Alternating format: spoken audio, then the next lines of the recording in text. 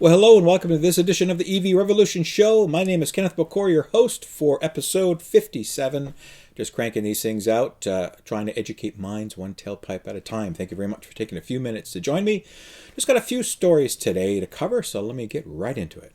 First story, something very close to home, so I won't take a lot of time on it, but it's nice to see the continued EV movement in the public sector, especially for commercial and public transit systems. And close to me in the city of Brampton, they've just made an announcement through some grant funding through Natural Resources Canada, which is a federal agency here in Canada. They got about $11 million or so to help fund the purchase of 8 electric buses. Now, I know that the city of Brampton has been piloting this project for about 6 to 8 months, so it's great to see that. But they've actually now announced that they're going to purchase an initial lot of 8 electric buses, 4 OpCharge compliant overhead charging systems, and these buses will be from New Flyer, is the vendor that's going to, the Excelsior model. It's just nice to see, because I've been, talking to a lot of, I deal a lot in my local community here in the Peel region. I live in Caledon, and Brampton, Mississauga, if you're not familiar with this area, are part of that region.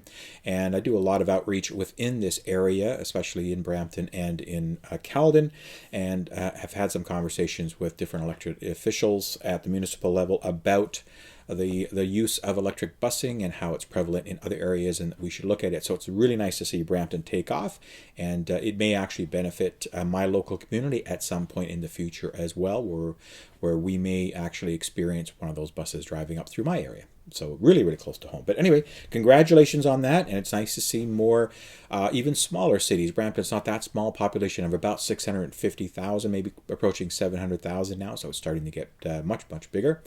So nice to see that they're going to be starting with 8 buses. And hopefully over time, they'll realize the great total cost of ownership savings that they'll have. And the return on their investments will be recouped very quickly. Couple of auto manufacturers to talk about today. First one is Polestar. Now, Polestar 2 obviously debuted earlier this year. Lovely car, got a lot of rave reviews. They've just debuted it in San Francisco about a week or so ago. So now what they're doing is doing a road show with these vehicles. Both the Polestar 1, which is their 2-door coupe, kind of, $100,000 plus vehicle, $140,000, $50,000, something like that vehicle. 600 horsepower, kind of massive car. But the Polestar 2 aimed directly, of course, at the Tesla Model 3 as a competitor. And Polestar is not making any amends, or they're not trying to sugarcoat that as well. They say we're going after that market, and rightly so. It's a great market to go after. So they've debuted the Polestar 2 in North America, and they're doing a road show in 7 cities in North America. Toronto is on the list, and I have got an invite for that. Should be happening sometime in September, maybe early October. But I'm just stoked to be invited to attend and have a really close look at the Polestar 2 when it comes to Toronto. So I'm excited about that. However, so it's good to see that it's out there. They're actually letting people who have early reservations look at the car. I don't think they're doing any drive testing that I could read in this article, but they're definitely letting people poke, prod, and look at it and get more comfortable with the purchase that they've made. In fact, the bulk of the orders for Polestar are coming from North America, which is interesting. So there's obviously money in North America that people want to spend on more premium automobiles. It's going to come with a 72 kilowatt hour actively cooled pack, and targeted range of 275 miles. You can do the math on kilometers for EPA, so that's the critical one. So definitely decent range. Looks great. All the feedback on the workmanship and quality on this pre-production prototype is outstanding. So I can only imagine that once they do get to production, that they will continue at the high levels of standards that they have there. They're going to start deliveries in 7 different geographies, most of them in Europe, but also in Canada and the US, starting in the second quarter of next year. So less than a year ago for the Polestar starting to hit the streets. Anyway, keep watching them. They're certainly doing some good stuff. Just a quick talk about Porsche as well. Now, Porsche, of course, coming out with the Taycan. There's a media event actually happening this month. I think it could be this weekend or next weekend, which unfortunately I couldn't get to because it got filled up pretty quick. Taycan launch here in Niagara Falls. But Porsche is really out of the gates pushing this vehicle. And why I wanted to just quickly talk about it, again, it's a luxury, expensive vehicle going after their marketplace. But they feel that they're going to do so well with this that they're actually spending a lot of money to renovate existing factories. factories and add on to an existing factory space. And they're going to look at a multiple floor type of layout for production of these once they get going, something called the Flexi line, with driverless transport systems that move automatically from station to station. Now, this is going to be in the Zuffenhausen plant in Germany. They already produce, that plant already is at capacity, producing more cars than they ever have before. So there's not much space for the new model that Porsche wants to kick out. So they're going to really design a completely new production process to be able to wedge this in, and with minimal disruption into that plant and minimal cost as much as they can for expanding that plant. And again, as a lot of those options are conducted on multiple floors and different complexes, and they all come together. They're going to be opening this plant in September, which is only next month. So to start gearing up for the Taycan and for productions. It's going to be their most sophisticated project ever, according to Porsche, the Taycan, and they're building, as I mentioned, to augment this plant, investing about €1 billion. So a big dollar amounts, putting their money where their mouth is.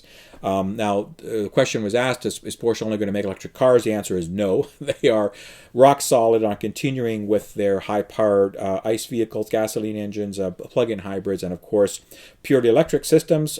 They consider themselves a premium manufacturer, which they are, and they are relatively small in a market that they compete in. So, however, they did publicly say that they stand behind climate goals agreed upon in Paris in 2015, and that they are clearly responsible for helping to reduce their CO2 emissions in the products that they sell. So I read between the lines, meaning we will look at more electrification as we move forward, because we believe it's the right thing to do. So I can't see Porsche, at least in the near-term future, within the next 10 to 20 years, is my analysis, of giving up internal combustion engines. No matter what, they will stay with that because that's where they came from. But I could see them moving to a more electrified and unified platform and model approach as time moves forward. So keep your eyes on them, and keep your eye on the Taycan. I don't remember what pricing is. I know I mentioned it on another show. It's going to be a great car. Again, nice to see EVs showing up in the luxury market. However, as I've said before, I really want to see EVs show up in the mass market pricing market. Because that's really where the most impact is. And let me give you an analogy. So if I can go today and buy a Tesla Model S for $100,000, or I can go buy 2 Nissan Leafs for the same money. So there's a myriad of product that I can get for that same. And if I want to buy a Model X at $130,000, $140,000 to $150,000, depending on how I outfit it, I could buy 3 of those vehicles for the same price.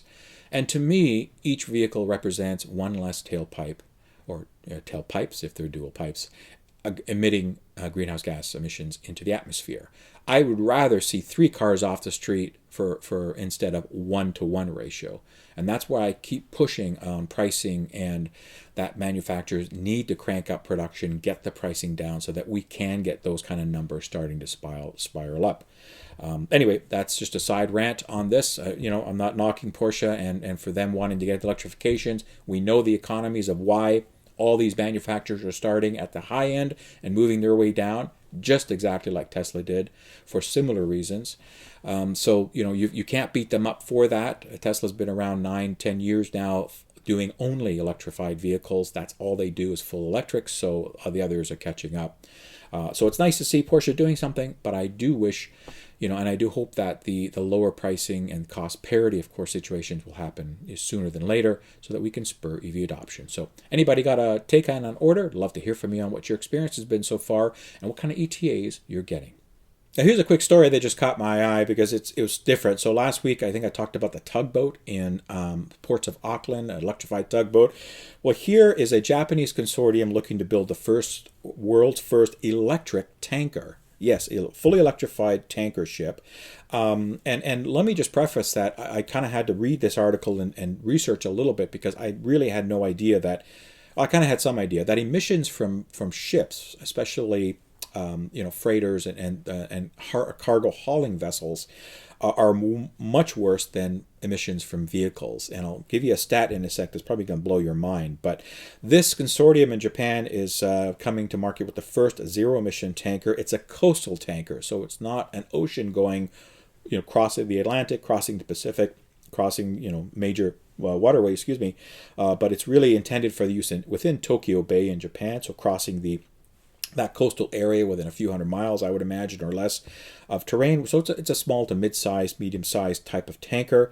4 companies are Ashi Tanker Company, Exino, Yamatsu Corp, Mitsui OSK Lines, and Mitsubishi Corp have created this joint venture called E5 Labs, and you're seeing some images and stuff there of the ship. Now, I talked about emissions from cargo ships, and I had no idea that they're serious, very serious emitters, because they operate on what the term is called bunker oil, which is their fuel, and it's basically sludge. Oh, that sounds really nice.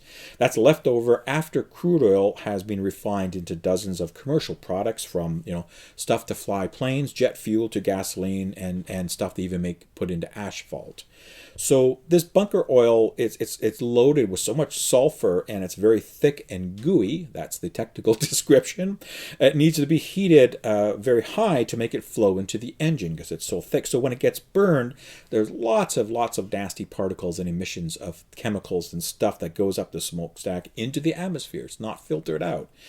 And do you know, the stat that blew me away on this is that just 100 of these shipping vessels, especially the larger cargo ships, 100 of them create more carbon emissions than all the world's motor vehicles combined. I found that an outstanding, just a mind-blowing stat. And if somebody wants to research that and correct me, then please do, because I would correct this article from a well-known source. So, fully electric ships, of course, are still struggling to make it in the mainstream, because especially for the longer hauls, you can be days and days and days at sea, so it's a tough thing to do. But it is gaining momentum, according to Bloomberg.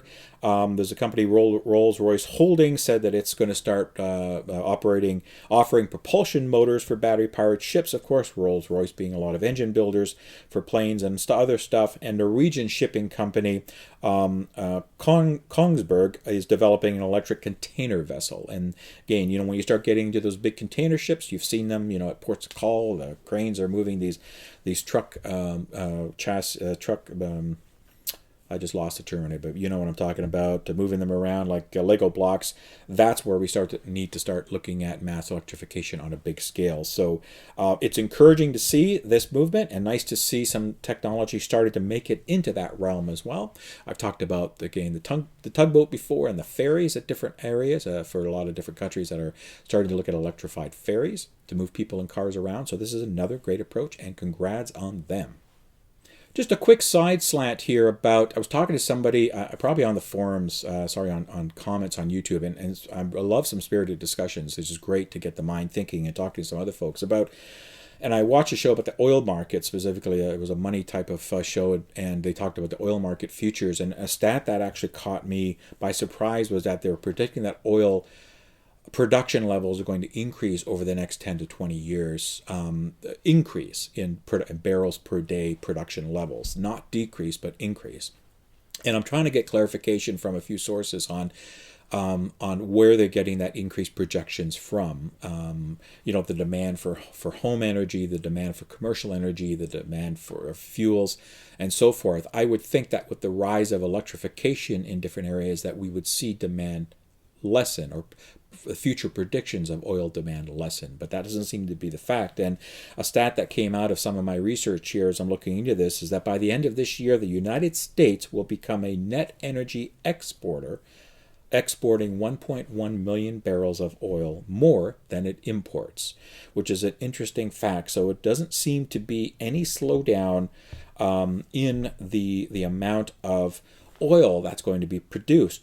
Commitments to stop climate change by a lot of countries predicted that oil demand would peak by 2025 and then fall 30% by 2050 if organizations and countries, are going to keep their Paris Climate Accord commitments valid. And these commitments are targeted to keep global warming by not increasing it more than 2 degrees Celsius in that time frame. And that demand in that time period at 2050 would be 69.9 million barrels a day compared to 100 million barrels a day today. But some news sources that I've read indicate that that's opposite's going to happen, that we're actually going to increase beyond 100 million barrels a day in the future. So that's a little disconcerting, and I'll have to keep investigating this for more information, but just wanted to throw that out there. So, we can go out there and talk a lot about electrification and try to do what we can to get people to jump into electrified vehicles, but we also need to look at, how we're using fossil fuels in other areas and ways to tackle that so that we can slow down that. And the last article for today is something a little bit different. I've talked about, I think, the tipping point on my last show, where I went into my analysis of what I thought the tipping point. And, I got some good feedback on YouTube and other areas that people have different thoughts about what they think a tipping point is. It could be a price point tipping point. Could be, the market shifts as far as demand, all this kind of stuff. I look at it, as I said last show, as when I see EV sales surpass ICE V sales globally in a given year. To me, that means that we've reached a tipping point where we're going to start to see more battery electric vehicles, or more electric vehicles in general, being sold than ICE vehicles. And a gentleman had sent me some information about something called the sigmoid curve, and he thought that the market was doing that. And I've talked about, I think, on a past show about some of these market dynamics, so I won't spend a lot of time on this. This is what the sigmoid curve looks like behind me, and it's basically, there's an initial period, of course, where there's development of the product or solutions, an introduction. People get excited about it. Then there's a massive growth phase as people are looking to adopt it and experiences that sharp growth. That's where we are now. We're in the early part of that upswing curve, that hockey stick, as I've been talking about now for 2 or 3 years. We're really into that momentum, and it can only go even higher because we'll have more choice, more infrastructure, costs will come down over time, all that kind of stuff, cost parity. So it's going to continue to climb, but at some point there's a maturity where growth starts to phase out, and then in some analysis stops, and there could be even a declining of that market. Now, that top part of that curve could also be attributed to what's called the Osborne effect, and that is something where people wait for the next best thing to come out. So as technology advances so rapidly, we experience this with laptops, with cell phones, with these kind of consumer electronics. They wait for the next. They say, I won't buy this TV now. I'll wait because in 6 months it's going to be a bigger, and it's going to be half the price, or a year it's going to be bigger and half the price. And that's called the Osborne effect, where you hold off a purchase and waiting for the next best thing. But the problem with technology that leapfrogs, as we will experience with computers and PCs and devices like that technology leapfrogs every year, and you could always be in a waiting mode, and that could, of course, impact growth in an electric vehicle marketplace as people wait. Well, I'll wait for the price to come down, or I'll wait for a range to go up a bit, or I'll wait for all this kind of stuff, more charging to come out, or whatever the case may be. So to maybe combat that, there's speculation that we might that the sigmoid curve would continue, and here's a chart that shows that, where it would just kind of tack on a second sigmoid onto the first type of element, and you would have that bit of a lull, and that would just follow the same type of pattern again. And I don't think we'll see a doubt and uncertainty phase to the EV market transition, because I think EVs are proving themselves. The market is stabilized. The technology is rapidly advancing, and it's a stable technology. There's more and more money put into all kinds of things, from infrastructure to education to policies to legislation and so forth around electrified transportation and the offshoot businesses there. So I don't think we'll see doubt and uncertainty, but we could hit that Osborne effect type of element, see a slowdown in that, and then a continued growth. And that's part of my reasoning when I look at the whole thing, is why I think that tipping point is still 10 to 20 years away. It's still, it's not going to be in 5 years. And I know Tony Seba's out there talking about 2030, where he's saying, a majority of all the kilometers driven are going to be on electrified vehicles. And I find that very hard to swallow in that time frame. Again, I'd love to see it, and I respect Tony. I know where he's coming from. He's looking at the numbers. The numbers are telling him that this is going to happen, but I don't think human nature reacts the same ways that mathematical numbers do. And it's such a big culture, as I've explained on the last show, to do this quantum shift. It just has to take time. We have 100+ years of backward thinking to try to get into forward thinking and move beyond. So just some interesting stuff for you to think about as you look at the market dynamics. It's not, again, just one manufacturer, one brand, one company, one geography, one region. It's not just one country that's leading the charge here. The whole world needs to pick this up and fully embrace electrification and move forward in order for us to make the significant change that we need to have. Anyway, that's a little bit of a short-term rant on that, but I just wanted to, again, add a little bit more substance to my viewpoint and where I'm coming from in this holistic approach that I bring to the EV revolution marketplace. And on that note, that's the end of the show. Thank you very much for tuning in. Try to keep it a little shorter and sweeter, you know, as I educate minds one tailpipe at a time here. That's the goal. I've actually received a few emails this week about people who said, hey, I made the switch to an electric car. Thank you very much for doing what you do. I love your show. And that's helped inspire me to change electrification. And that's the biggest compliment that I can get, including, of course, those who watch the show. So I want to thank everybody for watching these shows and this show, for, of course, responding on YouTube with comments and likes, dislikes, whatever, and for being engaged and active on there. And I get a lot of good information back from you viewers as well. So thank you very much for that. I appreciate that. I do get emails, of course. My contact information is coming up the end. Thank you very much. I got a couple new Patreon supporters in the last week since the last show. I'm humbled as always. Thank you very much. You know who you are. Your names are added to the list at the thank you list, which I run every single show because I never want to forget thanking Patreon. It's super important. Again, you know, keep emailing me if you have suggestions, stories, things like that, things you want to talk about. Please let me know. Again, thank you for everybody for watching, and until the next show, please everybody stay safe. Have a great week coming up, and I'll see you next time when I see you. Oh, take care and all the best. Bye-bye.